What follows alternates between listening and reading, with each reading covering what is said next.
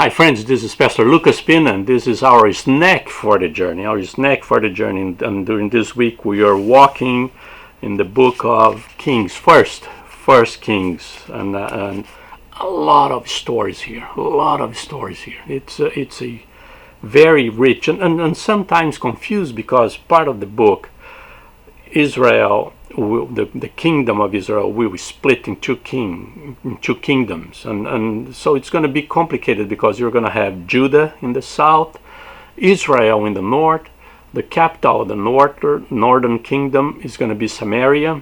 The capital of the southern kingdom is going to be Jerusalem. And then you're going to have kings in Israel, kings in Judah, and sometimes get confused when you're reading. Said, well, it's a new king, and then the other king, and the other one stay, but says that substitute. It's because there's two kingdoms there, Israel and Judah.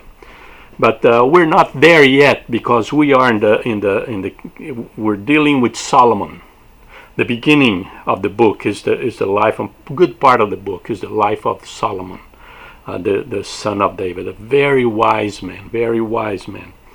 And it's interesting, because David prepared everything for Solomon, in the sense that he conquered everything. He made all the battles, the war. This is why God didn't allow him to build the temple, because his hands were stained with blood. But he conquered everybody around. He prepared, he got the money, he got the stones, he got everything ready for the temple. And he produced, in that sense, by force, he produced peace. So his son, the next king, would have a break from the enemies. So David prepared everything. It was very interesting.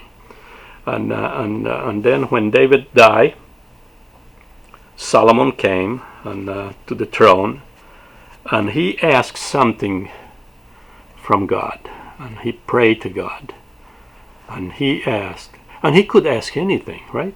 He's the king. He's God's people, and he could ask anything, but he asked wisdom. He asked wisdom from God, so he would be able to lead the people in the ways of the Lord, and he asked knowledge and wisdom to be a good king for the people. And God was impressed, because everybody would say, well, I want defeat my enemies, I want wealth, I want this, I want that. They could ask anything, power, anything.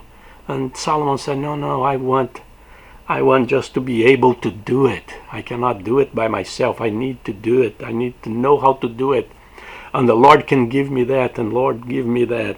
And verse 10, chapter 3, verse 10, it says, the Lord was pleased that Solomon had asked for this. The Lord was pleased. It's almost the Lord was impressed with Solomon, because he asked wisdom instead of power, instead of wealth, instead of victories, the defeat of the enemies, and all those kind of things. And the Lord was impressed with him. And this helps us in our prayers. Sometimes we keep asking only things that we need right now, that we will empower, I would do those things. And we forgot to ask the other things. And the Lord is interested to give us the other things. Wisdom, abilities, gifts to help us in our ministry, in our life, in our family. And this is great to learn that, Solomon, the most powerful king probably in the history of Israel, he didn't ask all the common sense, the other stuff. No, he asked for wisdom. And James says that if we need wisdom, ask to the Lord, and he will give it to you. You need wisdom. Do like Solomon. Ask the Lord, and he will be pleased to give that to you. And he was so pleased with Solomon that he said, you know what? I'm going to give the rest to you too. You didn't ask, but I'm going to give it. And he did. And he did. That's great. It's a great story. And this is your snack for the journey. God bless you.